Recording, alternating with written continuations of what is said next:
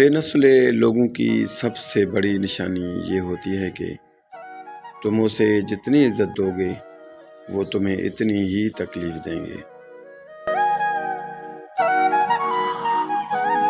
رشتوں کی خوبصورتی ایک دوسرے کی بات کو برداشت کرنے میں ہے۔ بے عیب انسان تلاش کرو گے تو تنہا رہ جاؤ گے، جی تنہا رہ جاؤ گے، تنہا رہ جاؤ گے۔